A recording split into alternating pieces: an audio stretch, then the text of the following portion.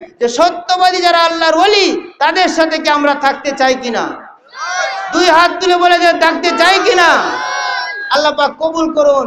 সত্যবাদীদের সাথে যদি থাকতে চাই তাহলে আমাদের অঙ্গীকার নিতে হবে আমরা আর কোনোদিন মিথ্যা কথা বলবো। সবাই বলেন মিথ্যা কথা বলবো। আর সারা জীবন চেষ্টা করব সত্য কথা বলার জন্য। সত্যবাদী আল্লাহ পাক কিন্তু শহীদদের উপর সিদ্দিকদের মর্যাদা দিয়েছেন, বলেন সুবহানাল্লাহ।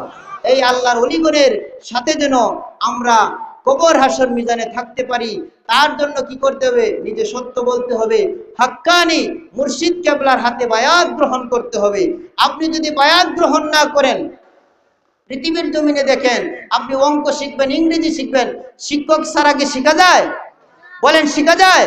তাহলে আল্লাহর পরিচয় খাজিনাতুল মারিফাত, আপনি আল্লাহর পরিচয় পাইতে হলে রসুলপুরের মুর্শিদ কেবলার আদর্শ নিতে হবে, বলেন সুবহানাল্লাহ। মহিউস সুন্নাহ সম্পর্কে আলোচনা করতে চেয়েছিলাম, সময় সংক্ষেপ, আমি আমার এখানে আলোচনা শেষ করছি।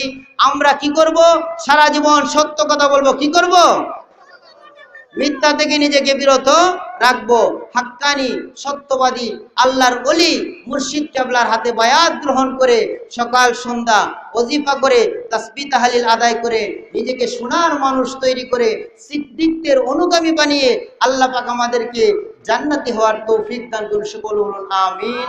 ওয়া মা আলাইনা ইল্লাল বালাগুল মুবিন ওয়া আখিরি দাওয়ানা আলহামদুলিল্লাহি রাব্বিল আলামিন।